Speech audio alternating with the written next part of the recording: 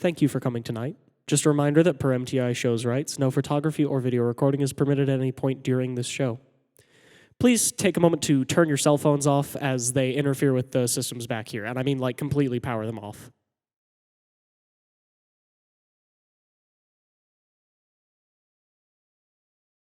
This performance will not have an intermission. On behalf of the entire cast and crew, enjoy the show. 6. Video 1 and 2. Border in and sound 10. House out. Lights 2 and border in, go. Lights 3 and video 1, go. In 1974, Chicago radio broadcaster Studs Terkel published a best-selling compilation of interviews with a cross-section of Americans talking about their jobs. These are their words.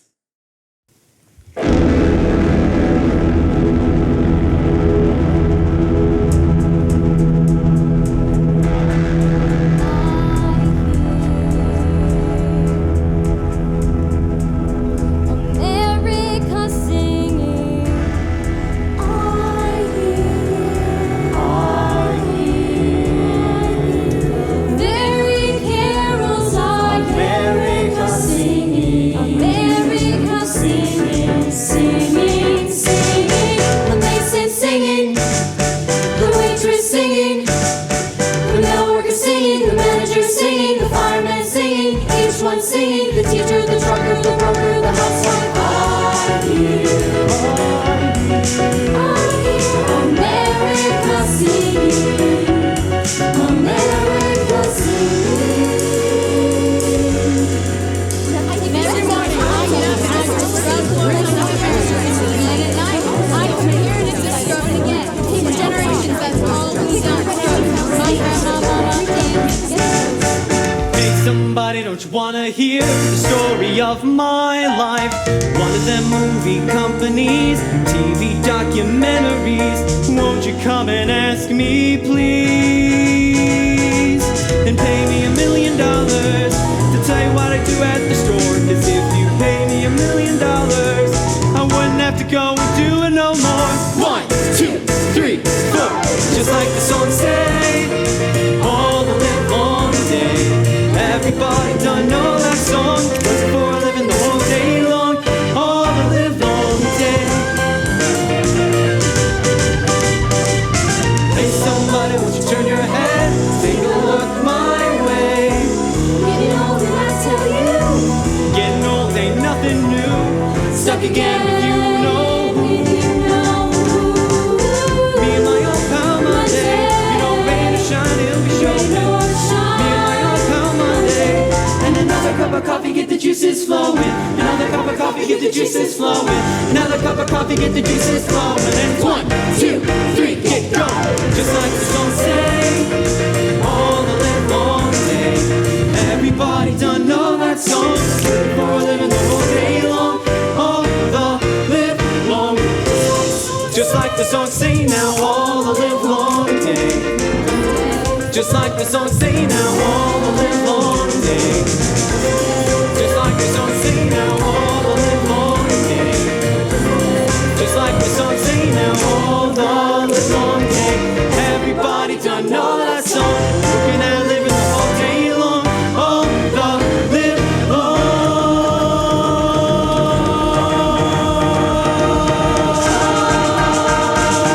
day.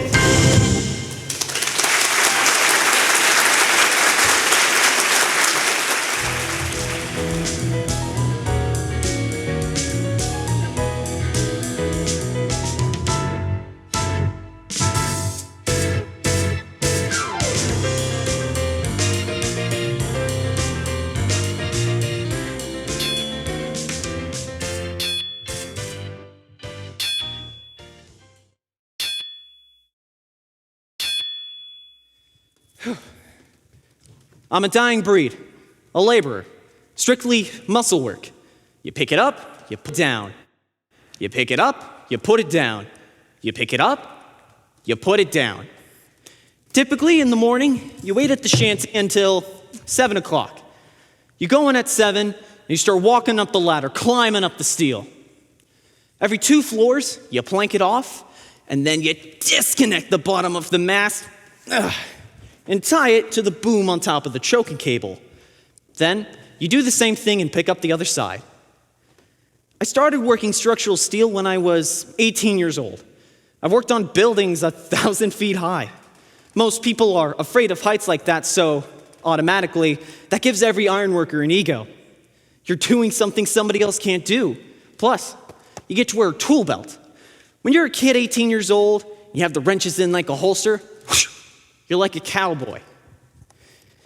But I always knew I was going to be an ironworker. My older brothers were ironworkers. My father was an ironworker. So it was a natural course of events. My father was very disappointed I didn't go to college. We had a college boy at work this summer. One day he sees a book in my back pocket and he is amazed. He says to me, "You read?" Now that's what can get to you, the non-recognition by other people.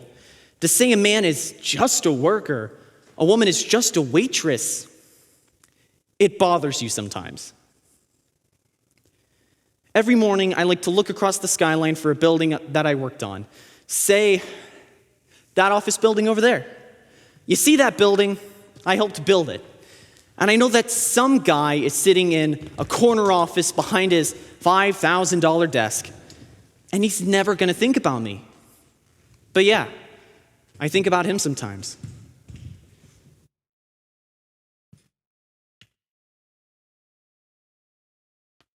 Amanda, where is that P&L report? It's on your desk. Why is it not in my hand? I'm a project manager. I'm here at work at 7:30 a.m. I leave at 8 p.m. In between my meetings, I answer messages and try to avoid my boss. You always have a boss. Sometimes you have an okay boss, and sometimes you have a Satan boss.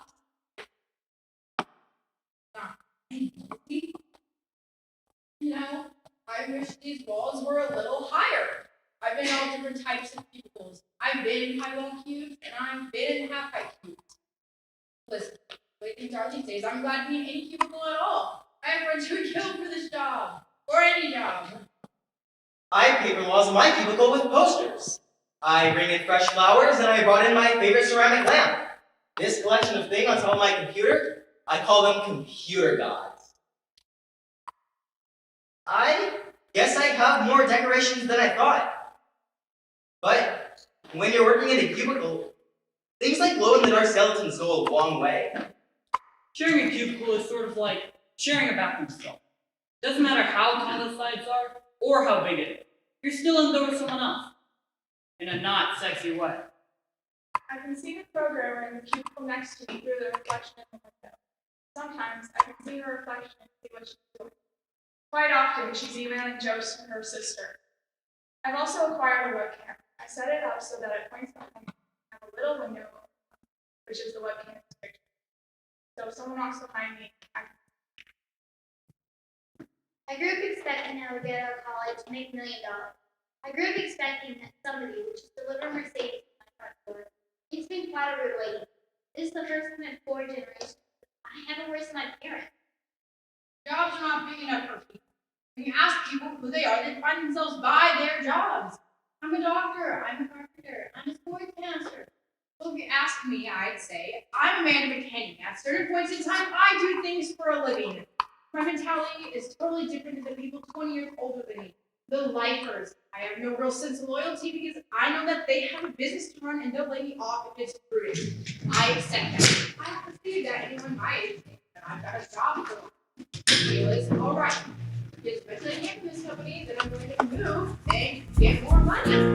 This is the first job of many. This is my first job. I smell like a burger. The register is easy.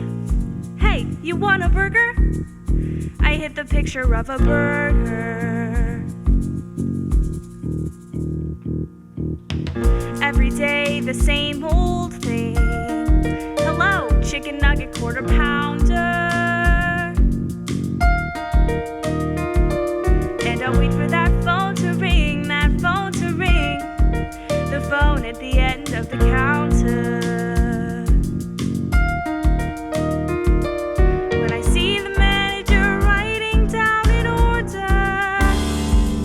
when I see the manager making change, when I see the manager writing an address, I whisper yes, give me some change, send me on my way, okay, I'm off on a delivery, and I'm finally on my own.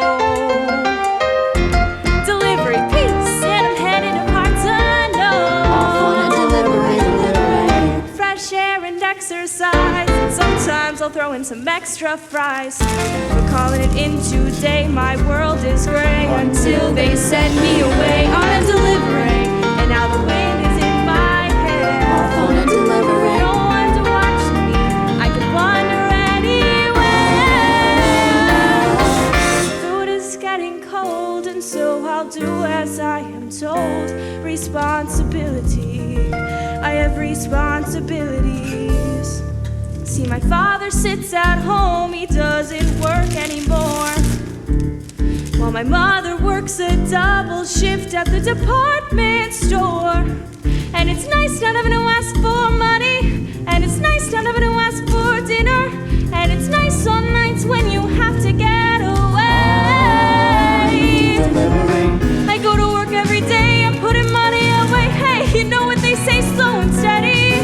I'm making minimum wage, that's pretty good for my age. If I can manage to save, I'll be ready to go wherever I gotta go, wherever destiny leads me. Now the restaurant feeds me and my family needs me.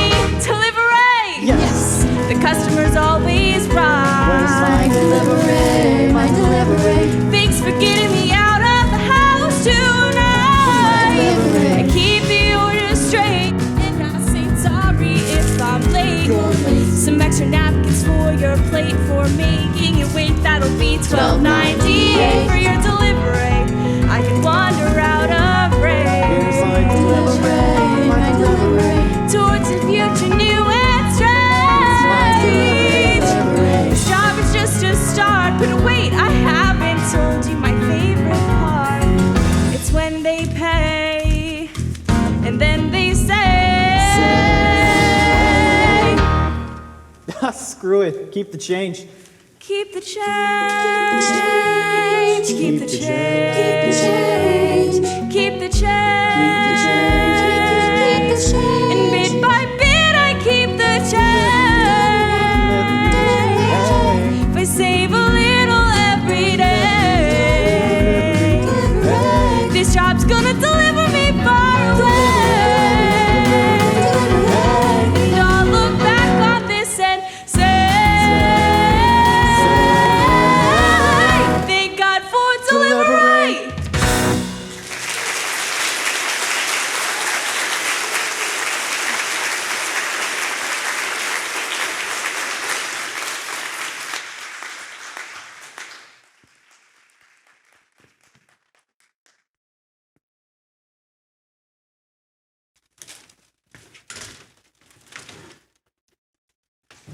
I'm a guy who likes to work. Some people enjoy tennis. I enjoy work. I enjoy being a leader. I enjoy being the guy everybody looks to. I like the responsibility of having a team of people working for me. In our world of money, money management is still the sexiest job there is. Ask any girl at the East Bank Club, money is hot. True story. They did a study that found just looking at a Maserati made girls produce twice as many hormones as normal. Oh yeah, if someone wants to call me a shallow dirtbag, a corporate tool, a frickin' robber baron, I'll take it as a compliment. Abso-frickin-lutely. It's what this country is about. The free market. It's not perfect, but if they would leave it alone, it would sure as hell correct itself better than any regulator can. Yeah, some companies will go away, some people will lose jobs, and some people will lose money. But that's just basic capitalism. Who developed America? Was it the regulators, the SEC, or was it the Mellons, the Rockefellers? I mean, tell me what they did bad. Rockefeller exploited some workers in the copper fields. Maybe he shot some of them. Fine. Not perfect, but who benefited? There's still Standard Oil, isn't there? Mellon's Bank is still around. Listen, how many charities were started by these people? How many theaters, national parks are here for us to enjoy today, thanks to the robber barons? These were the giants who built the cities, who built our country. Unless you have losers, you can't have winners.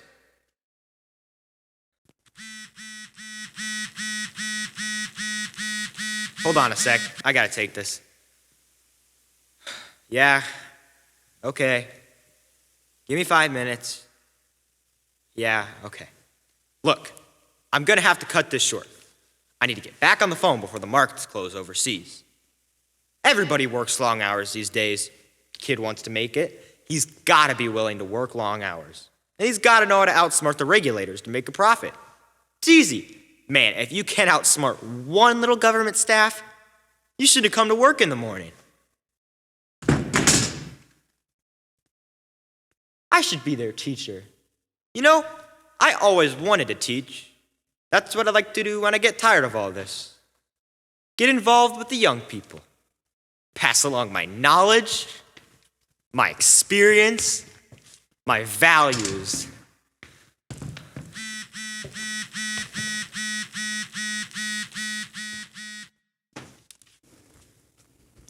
Good morning, Hernando. How are you? Good morning, Selena. I missed you. In your heart, you may have a dislike for a certain child, but you must force yourself to go on and say, "Good morning, Freddie. How are you?"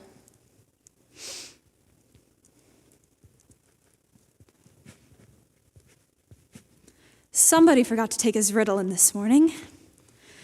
My name is Rose Hoffman. I teach high school. At 9:15, we start with arithmetic. I have tables fun written on the board. You don't say tables, you say tables fun. Everything has to be fun, fun, fun. I tell my kids, Miss Hoffman here, everybody works. Working is a blessing.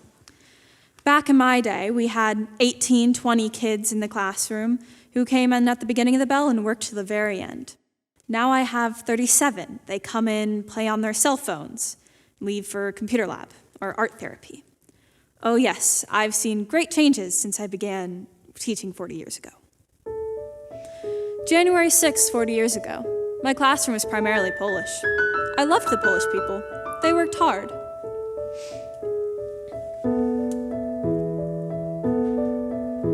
My classroom was always a showcase. In those days we did it ourselves, with colorful pictures and charts on the wall, a snowman in winter, a pumpkin in fall, and all my supplies were in neat little piles on the shelves. My children were always respectful. When the principal came, they would rise. And if I had to leave for a minute or two, they'd always find something constructive to do. And everyone sat in their places according to size. But kids don't know how to behave anymore. Ask them to rise and they ask you what for. We confiscate weapons and drugs at the door. Those spitballs in comic books now. They ask me to teach in a classroom like that, but nobody tells me how.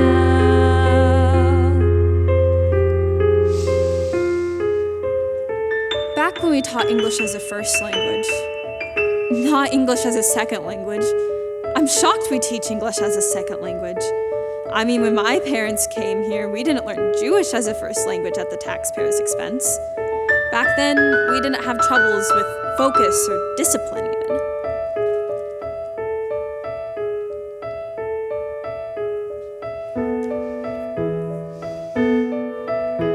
I made a big thing about spelling, but they learned by the time they got through.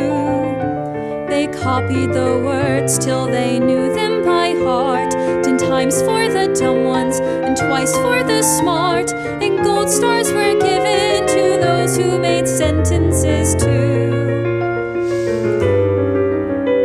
But why bother teaching them spelling today? Nobody knows how to read anyway. How can they spell what they can't even say? It's say habla español now. The way I've been teaching for 40 some years is no longer effective, or so it appears. Well, damn it, it worked for me then, so what's wrong with it now? They say I'm supposed to keep up with the times, but nobody ever tells me how.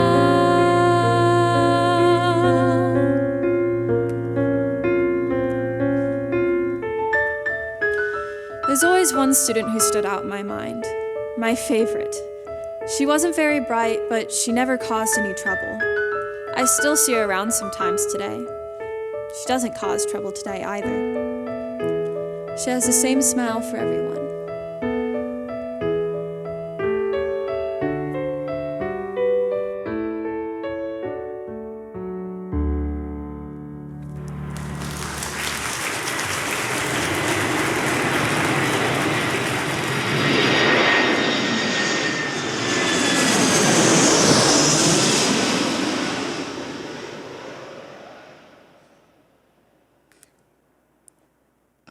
The first 2 months I started flying, I had already been to New York, London, and Paris, which is pretty huge when you're from Kankakee, Illinois.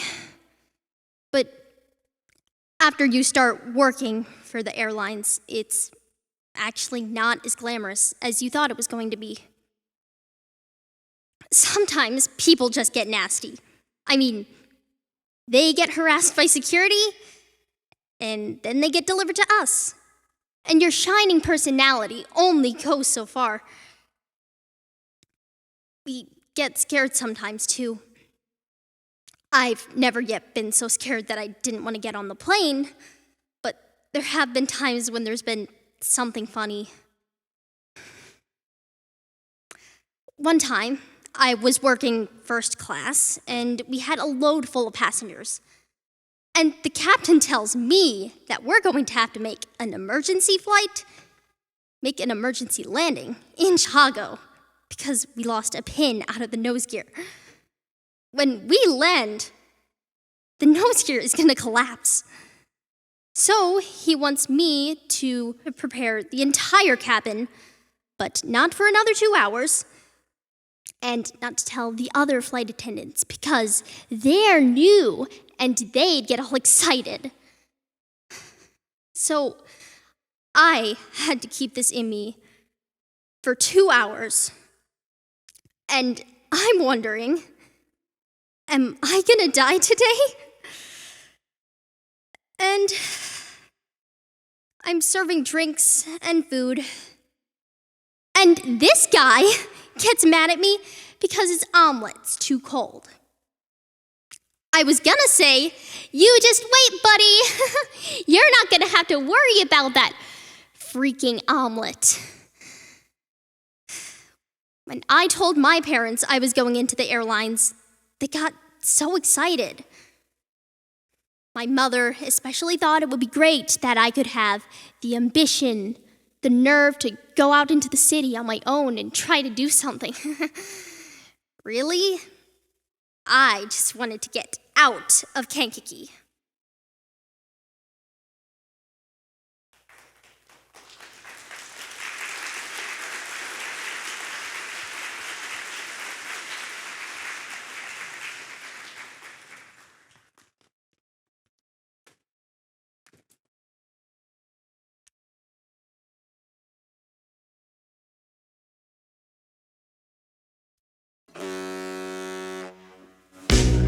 If you want to have a thrill, there's no comparison. Not even to a jet plane. Climbing off the steel truck and going out to the Dan Ryan Expressway. You're together with the wife and kids, you just kiss goodbye, and the adrenaline starts pumping.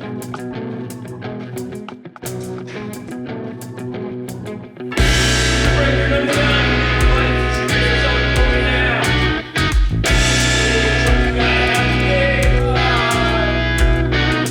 So come on, brother trucker, you gotta come back to me, brother. Keep seeing double as I close one eye. I got to roll, brother trucker. Sure enough, shame by the shape I'm in. Roll, brother trucker. Back on my wheels again.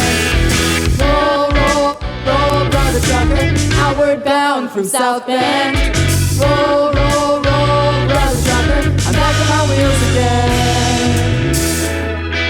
I'm running out of whites. Gosh darn dim those headlights. 4 hours sleep in the last 2 nights, but I'm gonna be alright. I got to roll, brother trucker. I say where and I say when. Roll, brother trucker. I'm back on my wheels again. I got to roll, brother trucker. Back it on up and do it again. Roll, brother trucker. I'm back on my wheels again. 2 weeks. Taking out one more. Anyway, you're engaged. You know thoughts. You know what fucking stuck me when I'm home. So turn the radio. Play loud enough to hear what the engine. Yeah, we truckers fantasize something like this. Think of the girl and another voice. Something fails. Something keep believing.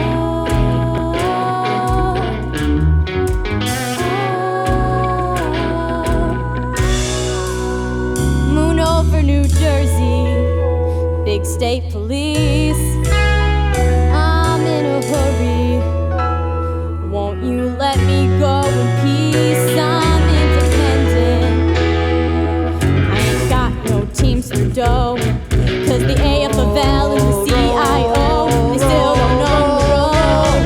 And the only man telling me where to go is the man who owns the line. He says, Roll, brother trucker. I say where and you say when. Roll, brother trucker. I'm back on my wheels again.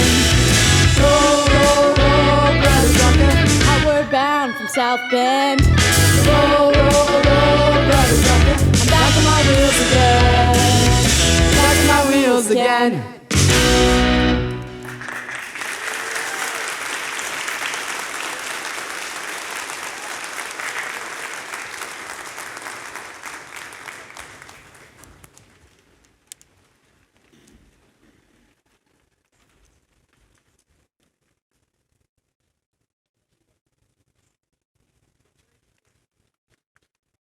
Coming home to your wife can be a sort of let down.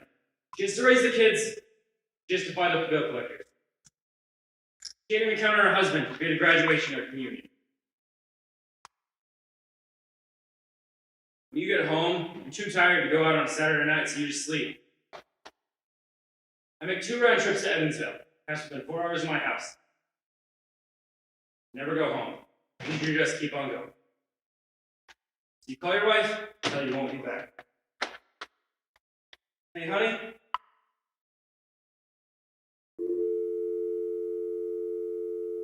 Hello? Effing phone company. Verizon Tech Support, this is Johnny. How may I help you? Yeah, this number I'm calling isn't working, and I have like 5 bars. I'm sorry you're having trouble, sir. May I have the number you were calling? Yeah, 219-750-7106. I'm sorry, sir. All circuits in your area are busy. What? Jesus, I can't understand a thing you're saying. What's wrong with you guys? I'm sorry, sir. Maybe wait 5 minutes, then place your call. Yeah. You think they'd be grateful to get a live person instead of a computer? Sometimes you really want to talk to them. They sound upset. For me, it's the temptation to say, gee, what's the matter? But you can't say much more than, I'm sorry you're having trouble, sir. If you get caught talking to a customer, That's 1 mark against you. 3 marks and you're... One woman said to me, "Operator, I'm lonesome. Will you talk to me?" I said, "Gee, I'm sorry, I just can't." But you can't. I'm a communications person, and I can't communicate. So I've always thought of a receptionist as the loser at the front desk taking phone messages. Now I'm one. So of course I had to change my opinion. Because she had to be special, right? Because I'm so special. It was going fine until we had this office party. I'd be having a fairly intelligent conversation with someone when they asked me what I did. When I'd say, "I'm a receptionist," make an excuse, and walk away. So now I make up other names for what I do. Communications control, entry management. I'm tired of the day. But you get Tired of talking. My mouth gets tired because you talk constantly for 6 hours straight. There isn't a without 10-minute break break in the day that's quiet. You can't can't think think. about it. What I do Everyone all is in day a is say hurry what to I have talk to to say somebody as else, quickly but as not possible to and talk to switch the you. call to You're in a whoever it's room-sized going to. gymnasium I notice surrounded by people have people, slowed me talking down to when I'm people talking. Thousands of miles away. I never listen in on a phone conversation. Do I listen in on conversations? But let me tell you, some people really do. I Especially once worked for an if you're working AT&T late at and night. all the girls used to Sometimes listen the in on people on phone the line can be conversations. so I don't care who absurd. you They'll are. sit there until When it's there's night tears and rolling real down your quiet, face. you're going to listen in on phone conversations. It makes the night go faster. Sometimes, to make the day go faster, I'll do drawings, mundane sort of things, never people. I pretend I'm alone and things are quiet. I call it the land of no phone. I never answer the phone at home.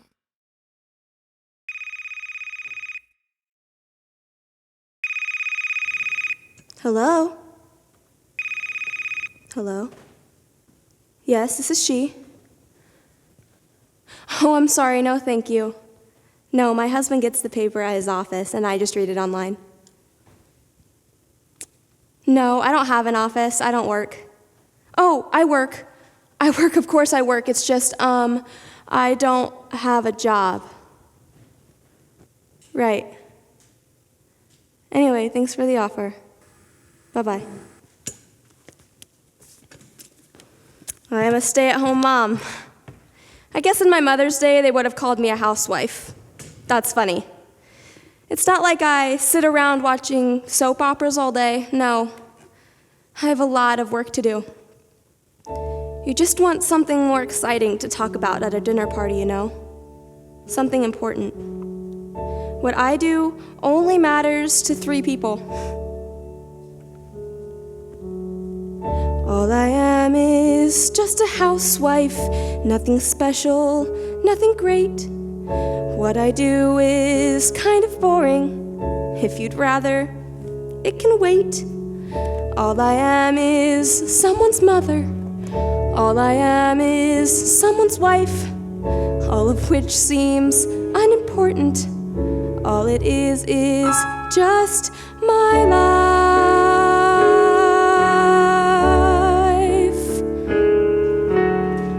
Do the laundry, wash the dishes, take the dog out, clean the house, shop for groceries, look for specials. God, it sounds so Mickey Mouse. Drop the kids off, pick the shirts up, try to lose weight, try again. Keep the troops fed, pick their things up, lose your patience, count to 10. 2, 3, 4, 5, 6, 7, 8, 9, 10. 4, 5, 6, 7, 8, 9. All I am is just a housewife, nothing great. What I do is out of fashion. What I feel is out of date. All I am is someone's mother. Right away I'm not too bright. What I do is unfulfilling. So the TV talk shows tell me every night. I don't mean to complain at all, but they make you feel like you're 2 feet tall when you're just a housewife. All they see are the pots and pans and the Pepsi cans of a person's life. You're a whiz if you go to work, but you're just a jerk if you say you are. Just a housewife. People say that they think it's fine if the choice is mine, but you know they don't. What I do, what I choose to do, may be dumb to you, but it's not to me. Is it dumb that they need dumb to care, 'cause I do, you see. And I mean, did you ever think, really stop and think what a job it was? Doing all the things that a housewife does.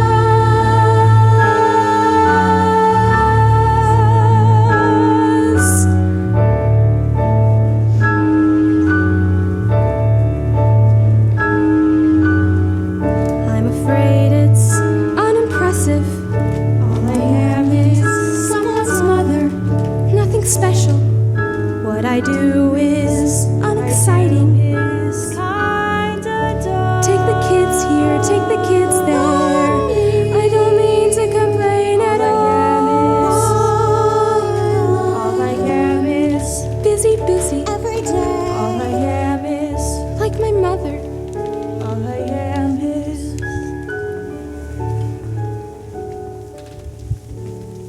just a housewife.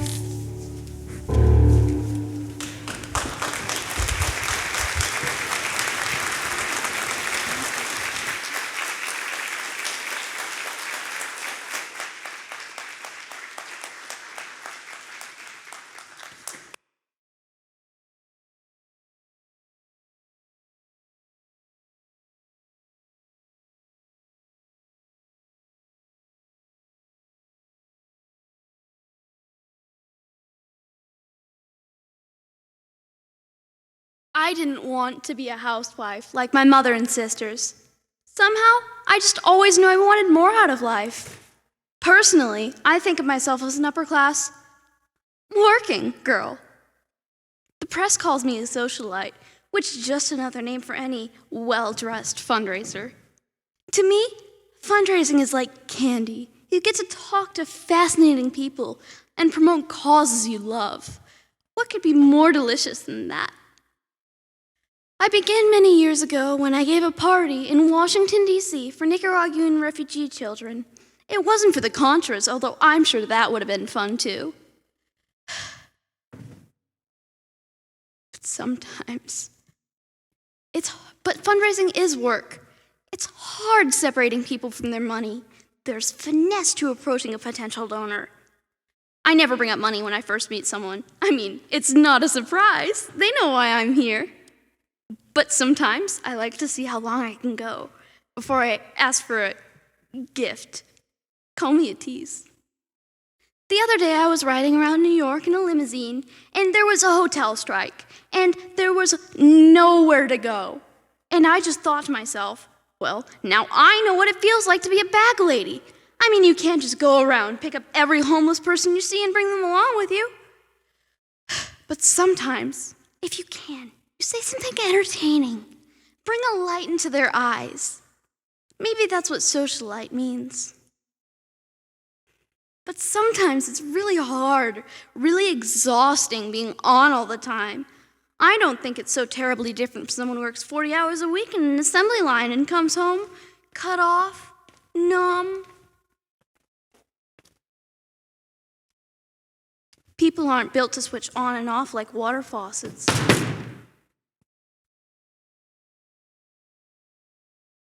I work in a luggage factory. We make suitcases. The tank I work at is 8 foot deep, 6 foot square. In 40 seconds, you have to take the wet felt out of the felter, put the blanket on to draw out the excess moisture, wait 2-3 seconds, take the blanket off, pick up the wet felt and balance it on your shoulder, reach over, get the hose, spray the inside of this copper screen, turn around, walk to the hot, dry dye behind you. Take the hot piece off and set it on the floor. Put the wet piece on the dry dye. Push this button. Inspect the piece we just took off. Stack it. Count it. 40 seconds. In the summertime, the temperature at our workstation ranges anywhere from 100 to 150 degrees. I've taken thermometers and checked it out. I have arthritis in the joints of my fingers, naturally in my back from balancing this wet piece. The hoses will sometimes leak and spray back on you. The hydraulic presses leak, so you're slipping on oil. You have the possibility of being burnt every time the hot dye hits that wet felt. You're just engulfed in a cloud of steam every 40 seconds. The tanks run 24 hours a day. I work 8 straight hours with 2 10-minute breaks and a 20-minute break for lunch. I find it difficult to eat my lunch in that length of time. 40 seconds. Granddad was a sailor, and he blew in off the water. My father was a farmer, and I his only daughter. I took up with a no-good mill-working man from Massachusetts who died from too much whiskey and leaves me these 3 faces to feed.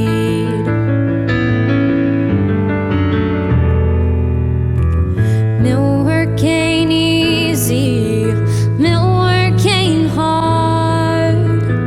Mill work most often is a no good, awful, boring job, and I'm waiting for a daydream to take me through the morning, to put me in my coffee break so I can have my sandwich and remember it's me and my machine for the rest of the morning, for the rest of the afternoon, and the rest of my life. They can't keep men on the tanks.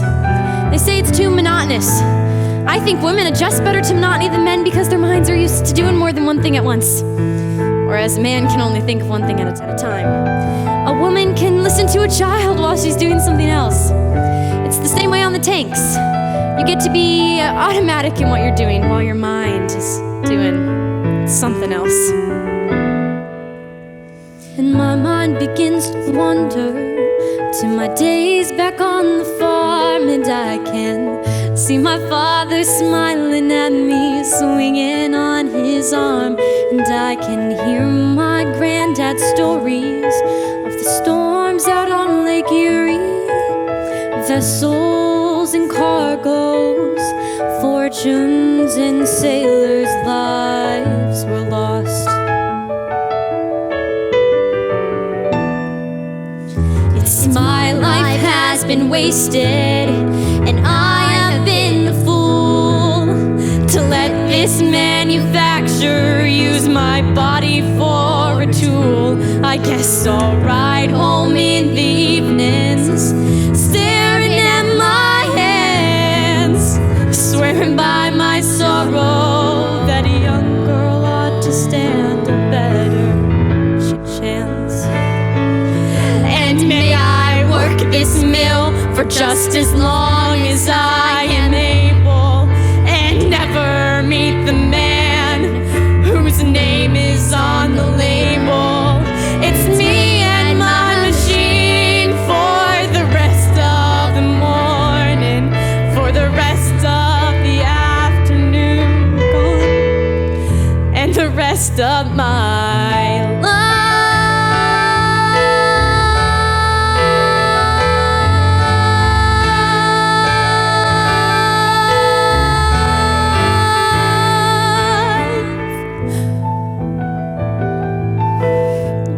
You didn't have to work in a factory. But when it's all you know how to do,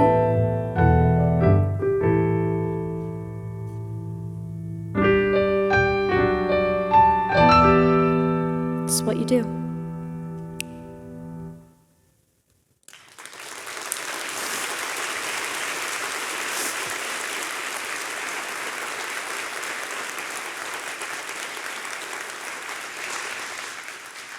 An organizer is someone who brings in new members.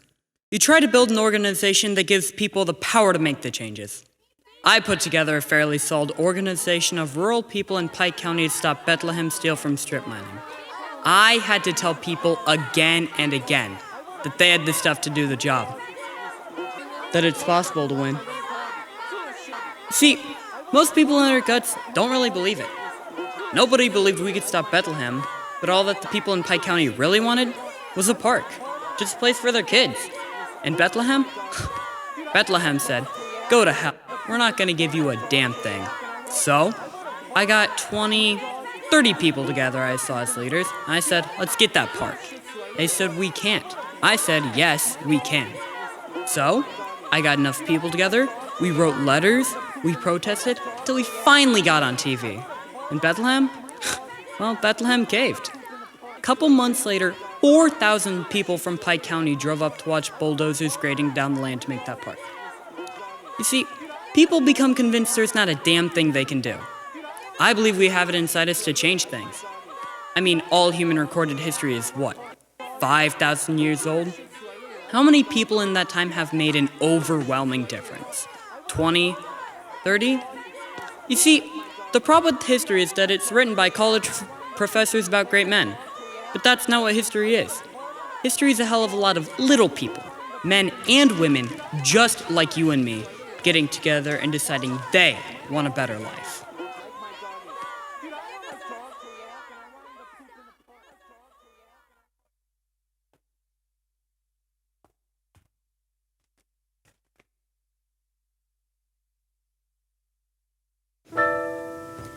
If I could have been what I could have been, I could have been something. I wanted to be a writer. A Major League Baseball player. Own a little farm. If what I could be had been left to me, I could have been something. But then I got married. And then the kids came along. But then my dad took sick. A tower of strength, a center of power, at $12 an hour. There's always a stumbling block. I was gonna work for you a few years, buy me a car, head west. Well, I met the wife and that kind of changed my plans. You never know what you could have did. Could have done what I could have done. I could have done big things. With some luck to do what I wanted to, I could have done big things. Swam a few rivers, Climbed a few hills. paid all my bills. Now it's just dreams that I'm stuck with, and pal, that ain't a lot to show. I could have gone far from the starting line, but deep down inside where it counts, I know that if I could have gone where I could have gone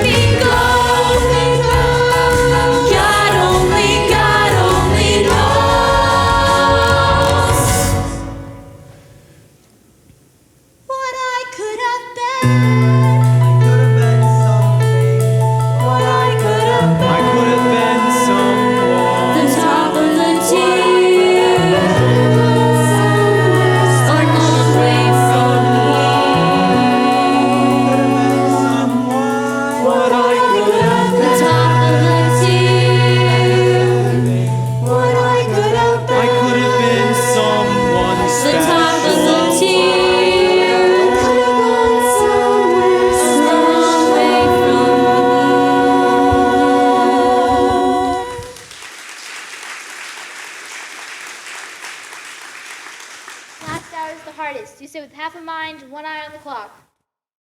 All I'm thinking about is getting home, taking off my uniform.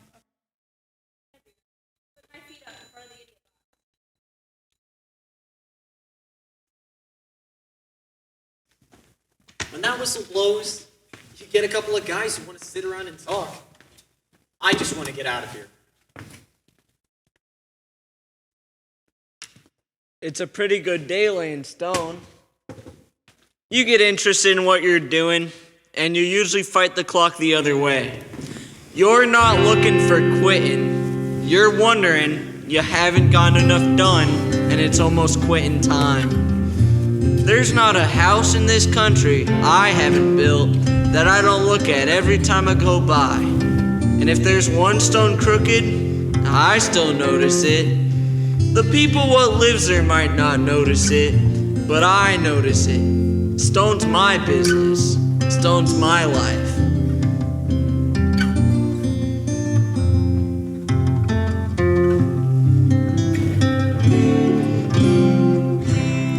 He builds a house with his hands. 30 years go by, it stands where nothing stood. A house of stone. The mason sleeps real good. He does his work day flies. Quitting time's a big surprise. And then it's one more stone to get just right. It's always one more stone before the night. Every house he built, every stone he lays, it's not just making money or counting off the days. I daydream all the time about stone. Someday, I'm gonna build me a stone cabin out on the Green River. It'll have stone cabinets in the kitchen. Everything's stone. Stone front door. That'll be heavy. All my dreams, seems like they gotta have a piece of rock mixed up in them. He builds a house with his hands. 100 years go by, it stands. Tells you who he was. A life goes fast, but the work a mason does, it's made to last. The work a mason does. There's nothing on this earth gonna last forever, but with stone, you're getting pretty close. It's made to last.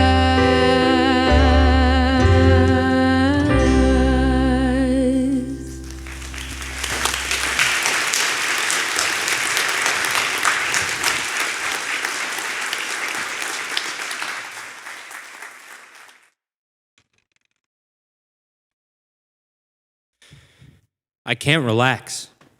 Because when you ask a guy who's 38 years old, what does a press agent do? You force me to look back and see what a fakakta life I've had. My hopes and aspirations, what I did with them. What being a press agent does to you. What I've wound up with. Rooms full of clippings and a case of colitis. But what I think my main problem has been is the inability to say no. The insistence on being a part of everything.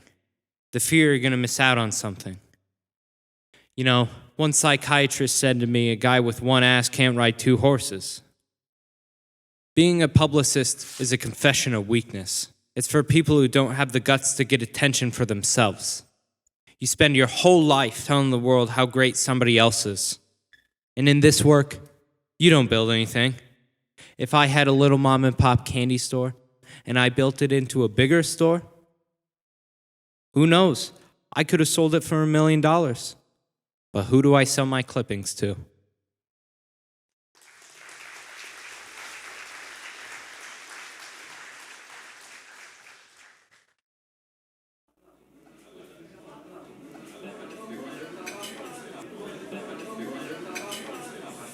the bar that I can offer. It would be very boring if I had to say, "Would you like a cocktail?" over and over. So I come out different for my own enjoyment. I say, "What's exciting at the bar that I can offer, my lord?" Or something. If they order cocktails, I give them a little philosophy. If they have coffee, I give them political science. I have an opinion on every single subject there is. My bosses don't like it, so I have to speak sotto voce. But if I get heated, I don't give a damn. I speak like an Italian speaks. I have to be a waitress. How else does the world come to me? Everyone has hunger. Everyone wants to eat, and I serve them. I get intoxicated by giving service. I give service. I can't be servile. There's a difference. It becomes theatrical, and I feel like Mata Hari, and it intoxicates me. I'm on stage. There's some as don't care when they put down a plate. There's a sound. Not with me. When they move a chair, it'll scrape with a grate on the ground. Not with me. I will have my hand right as I place a glass. Notice how I stand right as customers pass. Serve a demitasse with a gesture so gentle, or do it again till it's near Oriental. Da, da, da, da, da, da. It's an art to be a fine waitress, to see that you pleasure each guest. There's a twist to my wrist as I bring your steak in, and watch how I take in your liver and bacon. They all will be stylish and smart. That's what makes it an art. I remember one day, as I do now and then, I had shakes. Down I went, there with my tray full of coffees and cordials and cakes. Down I went, but I kept my poise, not one guest heard me fall. Never made a noise, not one noise, food and all. If you have to crawl, you give them what they like. You carry your tray like it's almost ballet-like.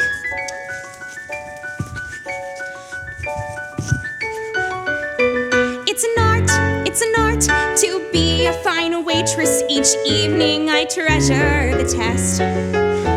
Like tonight was a fight, 'cause they hired this busboy, this clothes all a muss boy, and guests heard him cuss boy. Did we have a quick heart-to-heart? Even that is an art. Tips! Ha! Tips are important to people like captains and barmen.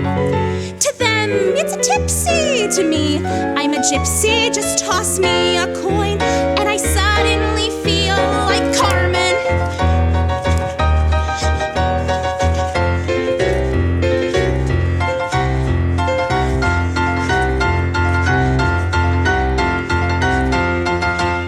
So on through the ulcer, the backaches, the hot, sweaty feet.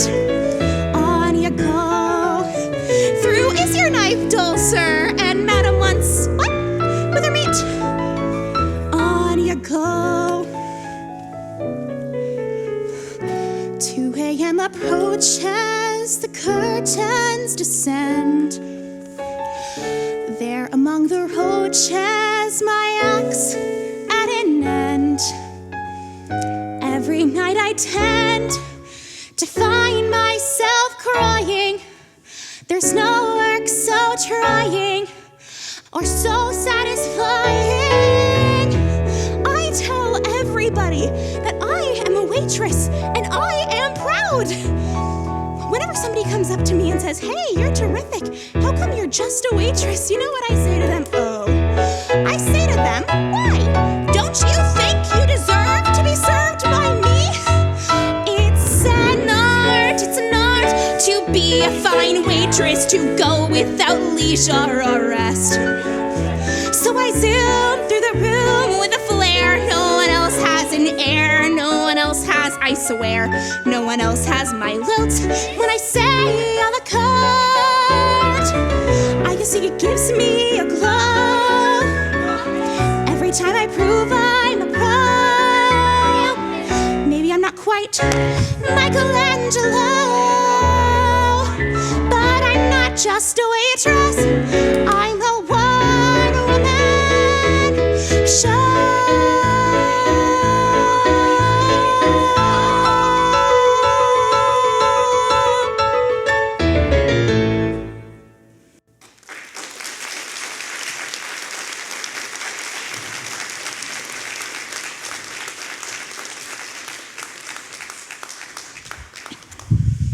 After 16 years here, I went on a trip to Hawaii for 2 weeks. Went with my lover. My eldest daughter said, act your age. I told her, honey, if I were acting my age, I wouldn't be walking. Not after 16 years on this job.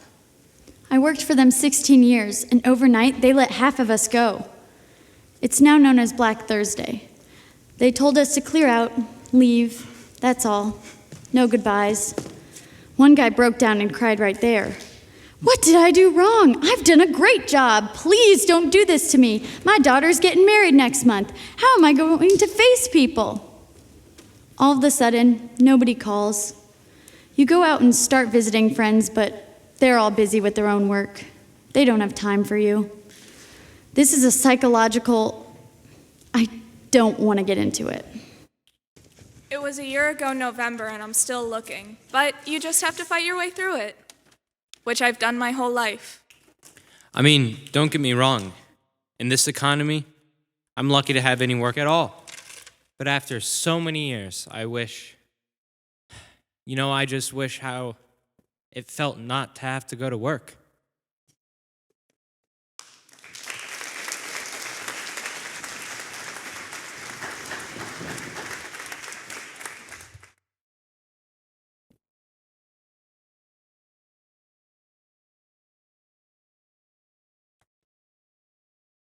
When I retired, the first 2 years I was downhearted. I had no place to go, nothing to do. Then I gave myself a good going over. Joe, I said, you can't sit at home like that and be mad at the world. You gotta get out, do things. Well, the day goes pretty fast for me now. I don't daydream at all. If I think of something, I forget it. That daydreaming don't do you no good. Keep busy, keep moving. Now that's the trick. You wake at 10, fold up the bed. You don't want to leave your couch open all day, it's depressing. You cook an egg, you toast some bread. You cook for yourself, you save a bundle. If you don't keep track of your money, who will? You think about the day ahead. Don't go feeling sorry for yourself. It's like I said, you can sit at home and be mad at the world, or you can get out and do things. You take a walk. You meet a chum. This one guy lives down by National Biscuit. Boy, you should see that aroma. You shoot the bull, you argue some. And this guy invites some fellas over to play some poker. You lose at gin until they come. This guy remembers what cards you picked up. The dirty bum. Oh, but getting beat at gin beats doing nothing. You take a bus, you take a train, you visit your wife's grave. On the way you read the Reader's Digest. It does you good to use your brain. Or maybe visit your cousins and bring a six-pack along. You take a stroll down memory lane. When we was young, we was always together and raising Cain. Oh, him and me, the times we had. I remember once, back in '62, we were at this fair with these girls we knew on this crazy ride where you screamed or you prayed. The Big Dipper, they called it.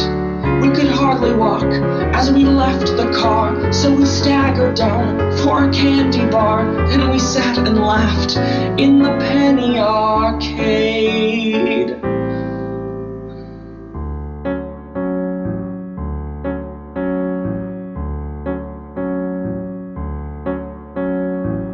At 6 o'clock, you watch the news. Those politicians get you so mad you throw your slippers at the set.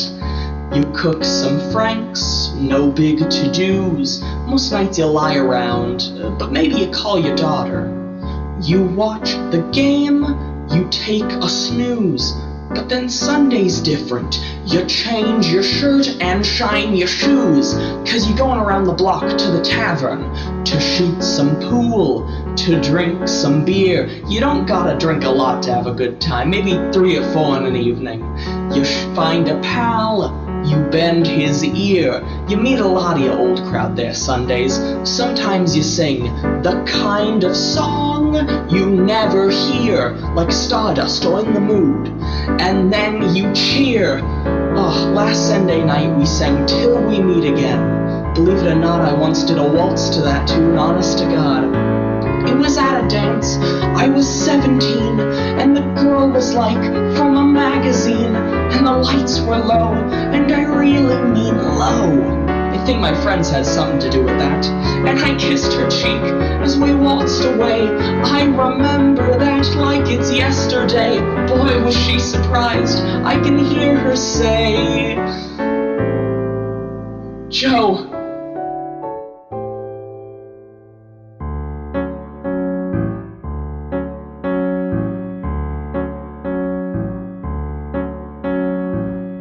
they drive you home from round the block.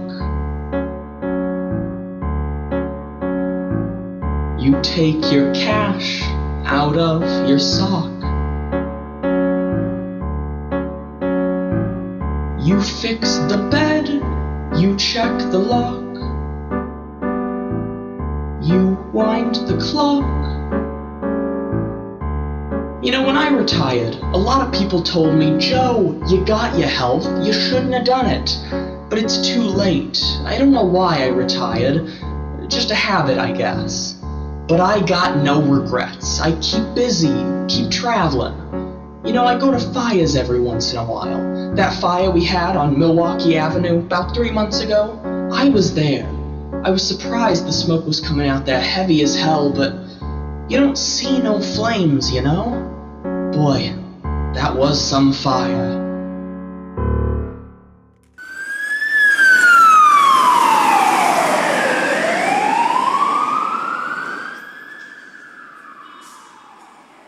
You go in there and it's dark. Smoke's pouring out of the damn building. It all happens really fast. I feel this tremendous heat to my left. I turn around and the whole room is orange, yellow. You can just see orange and feel the heat. The lieutenant and the other firemen got a ladder up and saved 2 people. But downstairs, there was a guy trying to get out the door. They had bolts on the door. He was burnt dead. Know what the lead man said?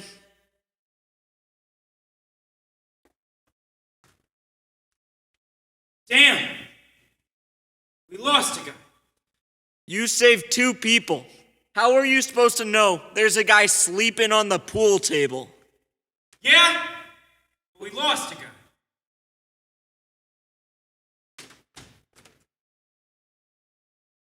I always wanted to be a fireman. A lot of guys want to be firemen. It's like kids. Everybody's still a kid. Guys 40 years old still feel like kids inside, except they're starting to lose their hair and don't party so much. I used to be a cop. Know why I switched to fireman? 'Cause I liked people. And sometimes, when I was a cop, I could feel the hate coming on to me. I remember one time, when I was a cop, I went to the roof of this project, and there's this big black guy, about 6'7", at the top of the stairs, with his back to me. I said, "Hey fella, turn around." He said, "Yeah, wait a minute." I noticed his elbows were moving around his belt. I said, "Turn around a minute." It dawned on me, he had a gun caught in his belt and was trying to get it out. So I pulled out my gun and I said, "I'm gonna shoot." He put his hands against the wall. But that's when I noticed there was a girl standing in the corner I couldn't see. You know, A lot of guys could have killed him. I said, damn, I could have killed you. So he started shaking, and the gun in my hand was shaking like a bastard. And I said, I think I was crying. I said, just get the hell out of here. I took the fire department test 3 months later, got called up the next year. You know, the world's so screwed up, the country's screwed up. But the firemen, you actually see them produce. You see them put out fires. You see them come out of burning buildings with babies in their hands. You see them give mouth to mouth when a guy's dying. You can't get around that kind of stuff. That's real. I worked in a bank once. It's just paper. It's not real. But I can look back and say, I helped put out that fire. I helped save somebody. Someone could be born. Someone could grow old because of me. It shows something I did on this earth.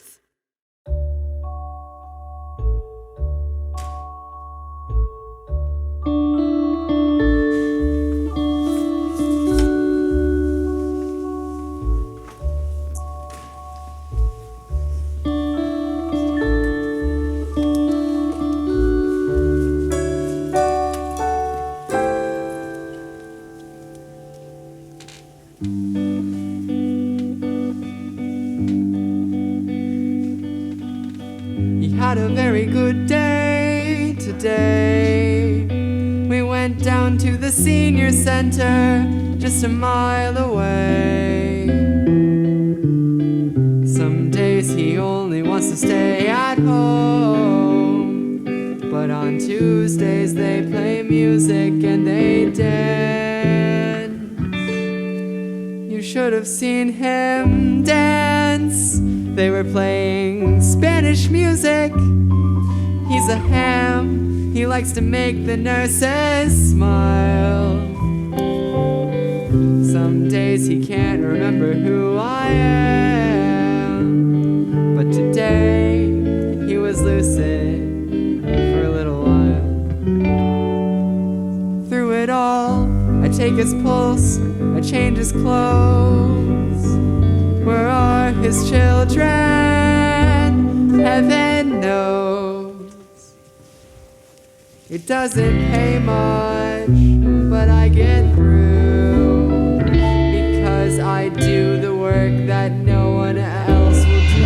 She had a very good day today. We went to a nearby park where she likes to play. She's only 9, but she can do it all. And today we took her scooter for a ride. You should have seen her glide. And I was terrified. I spent the afternoon just running by her side.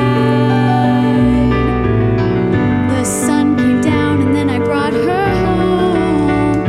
Her parents work late. I tuck her in each night.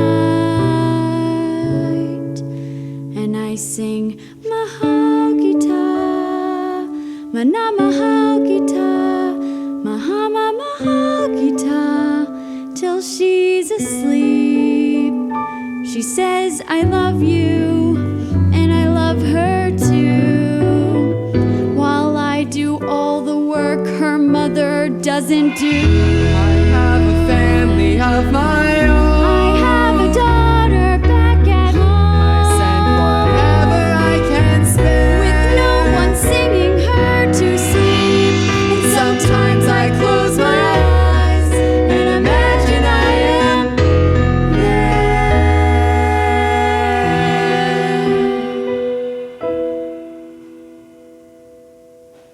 Duérmete, Mahogita, duérmete, Mana Mahogita, hasta la madrugada, duérmete.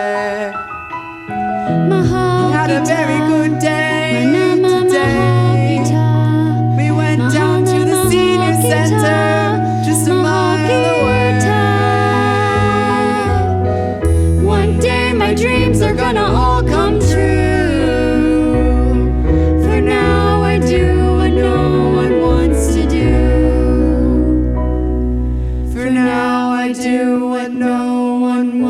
wants to do.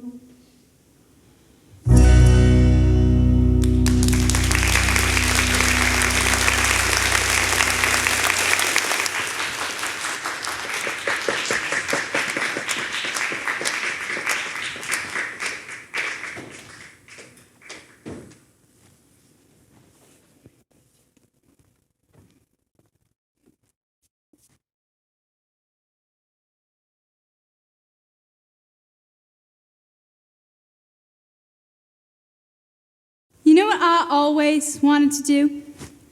I wanted to play the piano. That's what I really wanted. I'd write songs and things back in my life growing up in the South with my mama and my grandmama. But now I got my own beautiful daughter and I got plans for her. So every morning I get up and I go scrub floors up at the Marriott. And at night I come here and it's a scrubbing again. For generations, that's all we done, scrubbing. My grandma, mama, and me. But my daughter, she ain't gonna do no domestic work. I aim to be the end of that particular line. Mama worked just like mama before her. Domestic work was the trick. There was laundress, cook, and live-in helpers, a girl, babysitter, and a hotel maid. They worked 6 days a week, all day long, and never could get out of debt. Those were the days when the minimum wage was anything you could get.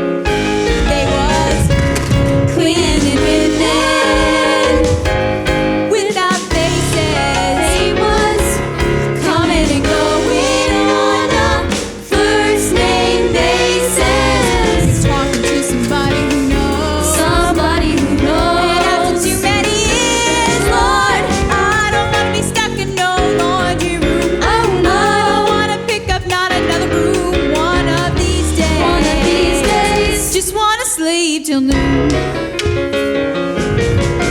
All day long I'm thinking my kid's out in the streets somewhere, but the folks up in their rooms don't think you're thinking half the time.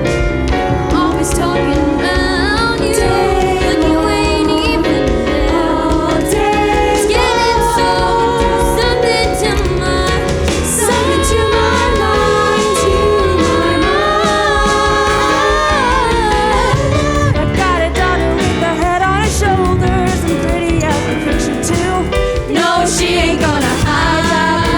Face behind closed doors, dropping floors like a mama do. If my legs don't give out and my back hold up, I'm gonna make her a better day. Oh, one of these days you'll never see her get down on her knees unless she's down there to pray. No more cleaning women without faces. No, no, she's gonna walk in on a last name basis. She'll be the first in this family. She'll be the first in this family. See more. She ain't gonna be stuck in no laundry room. Oh no, when she's sleeping, she'll be pushing her own broom. Someday we have a couple she can see too. But as long as she can get up singing her own tune for me that day. Oh, for me that day. Can't come too soon. Can't come too soon. Too soon. That day can't come. Can't come. Can't come too soon. Too soon. That day can't come. Can't come too soon.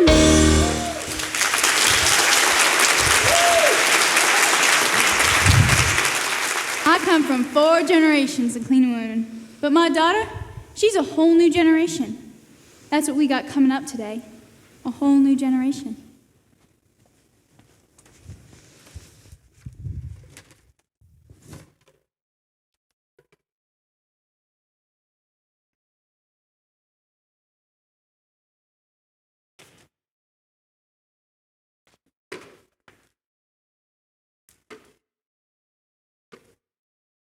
My name is Ralph Warner. I'm 19 years old. I ran this mutual fund for the students in my school. My father runs his own investment firm. I guess that's where I learned. He runs a hedge fund, you know.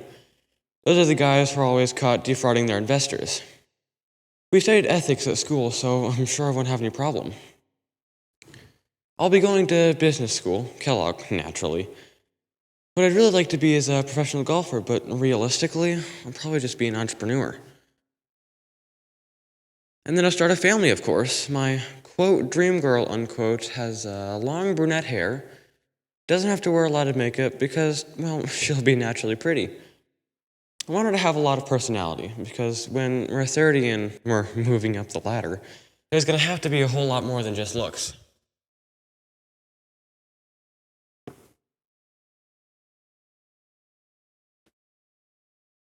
At first, she'll probably be working, but after our first child, she'll stay home. And she'll be a good mother. I hope to have 3 children, 2 boys and a girl. I would like a colonial house, possibly one that leans toward the Mediterranean style. Maybe it could even be back around on a golf course, so me and my wife can play golf whenever we want.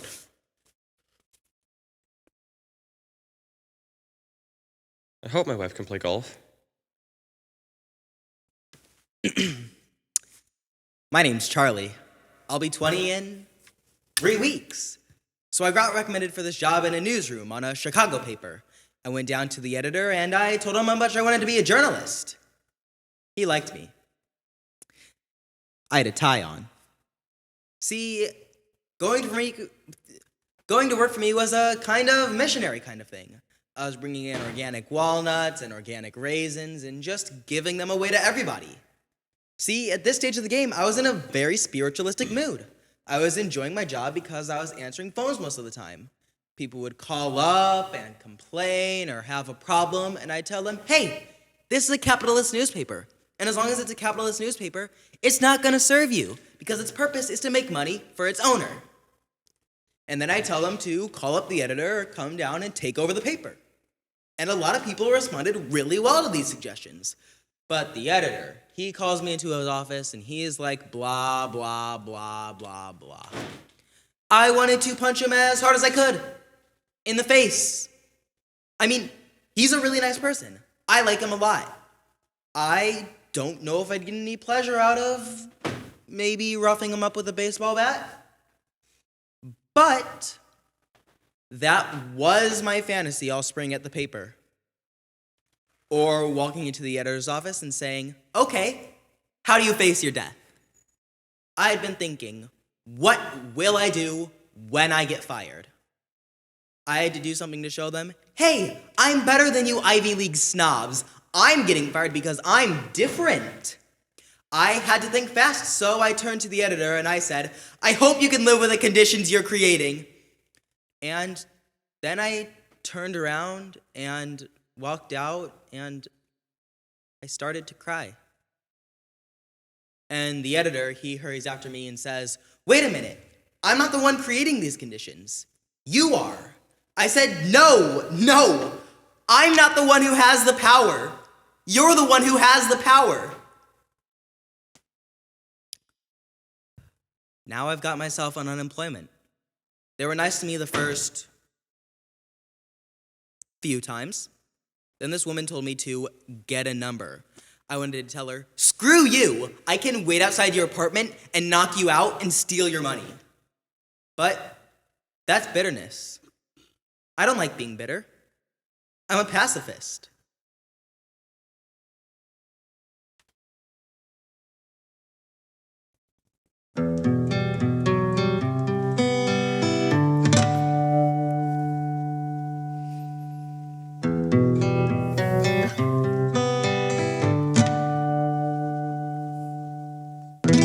I heard a lot of songs say, where you going, my son? Now I know they're true. Boy, you never stop to think how fast the years run, or they've taken you. I remember you was 3.5. On me, we'd sit there after things got quieted. We laughed at some new word you said. How tough you were to get to bed, and we'd plan the night away, planning for our kid. I was your hero then. I couldn't do no wrong as far as you were concerned. You thought I was the best of men. The tables hadn't turned. You hadn't learned how little time it takes, and daddies make mistakes.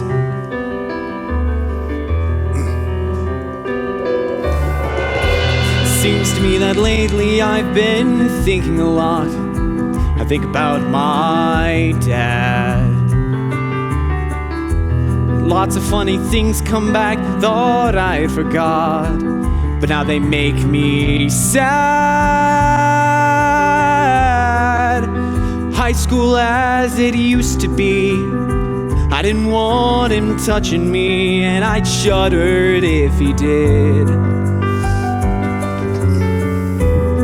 Further back to summer nights, baseball games beneath the lights, and sleeping in the car, my daddy and his kid. He was my hero then. He couldn't do no wrong as far as I was concerned. I thought he was the wisest and the strongest and the best of men. The tables hadn't turned. I hadn't learned how little time it takes, and everybody breaks, and daddies make mistakes.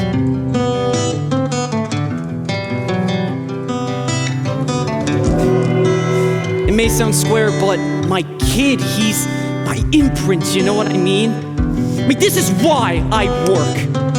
Every time I see a smart-looking guy walking by, I'm looking at my kid. You know what I want? I want my kid to tell me that he's not gonna be like me. I want him to look me square in the eye and say, "Dad, you're a nice guy, but you're a freaking dummy." Hell yeah. If you can't improve yourself, you improve your posterity.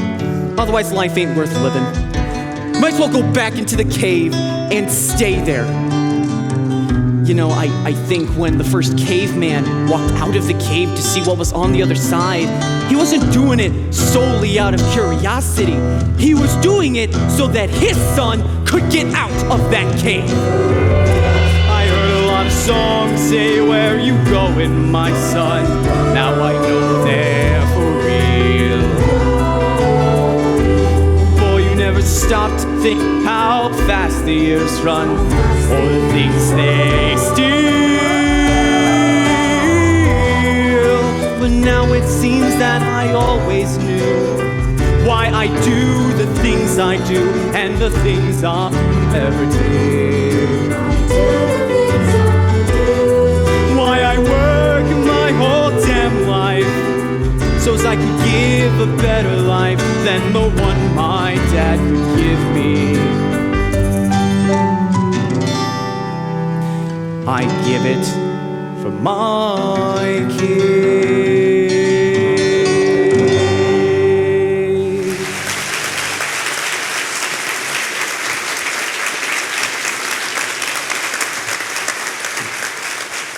You think about a piece of work. Let's say even Michelangelo's Sistine Chapel, this beautiful work of art. But what if he had to create the Sistine Chapel 1,000 times a year? Don't you think that would dull even Michelangelo's mind? It's not just the work. Somebody built the pyramids. The pyramids. The Sears Tower. These things don't just happen. I don't care how little you did. You drive down a road, you say, "I worked on this." You see a bridge, you say, "I worked on this bridge." I think if a carpenter builds a cabin for poets, then the poets owe the carpenter a little plaque, Just 3 or 4 lines on the wall. Though we labor with our minds, this place we relax in was built by someone who can work with his hands. Picasso can point to a painting. A writer can point to a book. What can I point to? Everyone should have something to point to.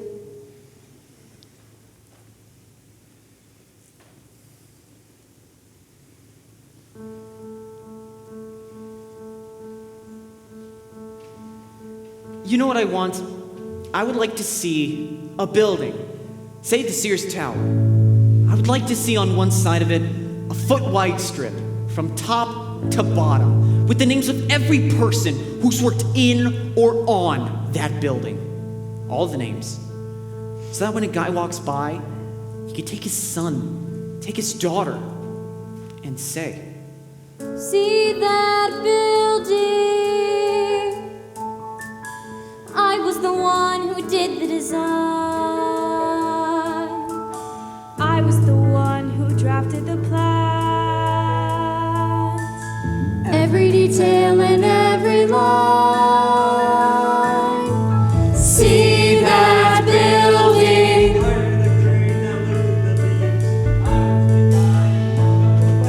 Look at those bricks are mine. Every detail and every line. See that building? See that building? 40 flights up, I scratched my name.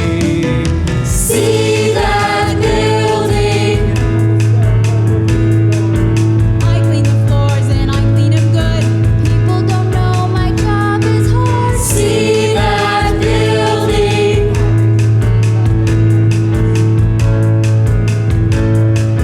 9 on the dot, I punch my card. See that window up by the ledge, 10 from the top. See that window, count on the left. 1, 2, 3, stop. That's where I work. Everyone should have something to point to, something to be proud of. Look what I did, see what I've done. I did the job, I was the one. Everyone should have something to point to, somewhere to be tall in the crowd.